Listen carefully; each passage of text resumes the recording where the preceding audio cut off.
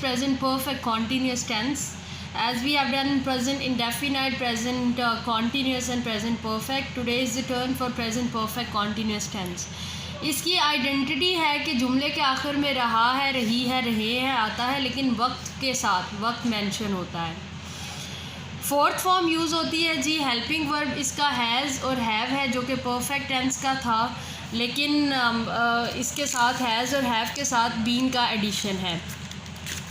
अगर हम फार्मूला देखें तो इसका फार्मूला बनता है, सबसे पहले सब्जेक्ट आता है, सब्जेक्ट के साथ हैज़ हैव और इन दोनों में से एक यूज़ करके फिर बीन फोर्थ फॉर्म, और फिर ऑब्जेक्ट से पहले सिंस और फॉर आता है और उसके बाद हमारा ऑब्जेक्ट आ जाता है।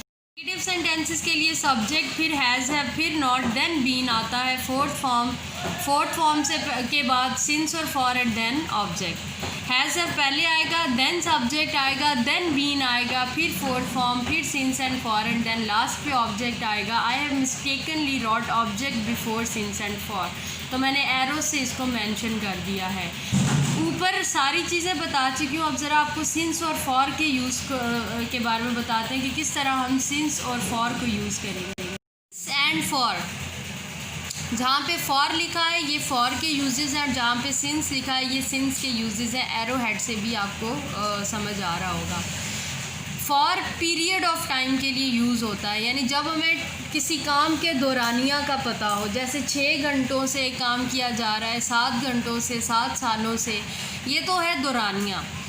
लेकिन सिंस तब यूज़ होता है जब हमें पॉइंट पता हो, यानी किस लम्हे, किस टाइम से, किस वक्त से, किस माह से, किस दिन से काम शुरू है, एग्जैक्ट पॉइंट हमें पता हो तो हम सिंस यूज़ करते हैं।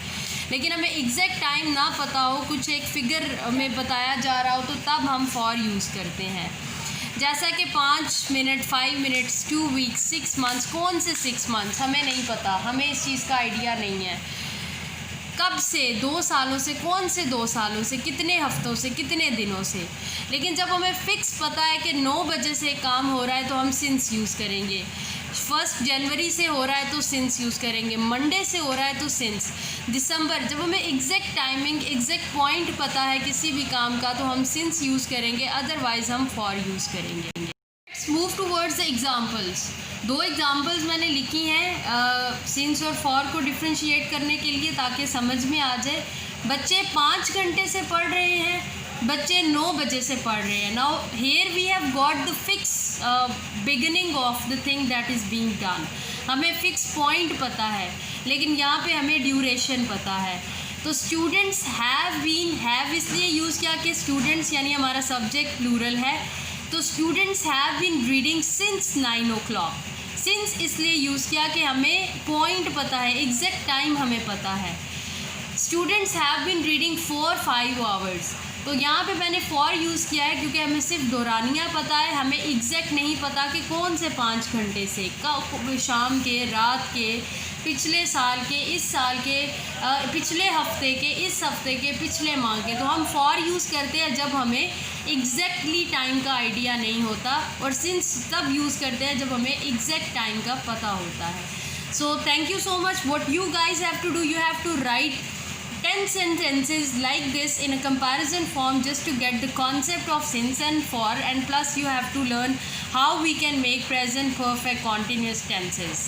So this was all about today's topic, and I hope you have learned a lot from this video. And if there is any question, any confusion, then you can ask in the comment section. Like the video if you liked it, and subscribe the channel to get more videos like these. और अगर अभी भी नहीं किया तो please ज़रूर कीजिए, ताकि आप नॉलेज की, इंग्लिश से रिलेटेड वीडियोज़ जो हैं वो इंजॉय कर सकें। Thank you so much. अल्लाह हाफ़िज़।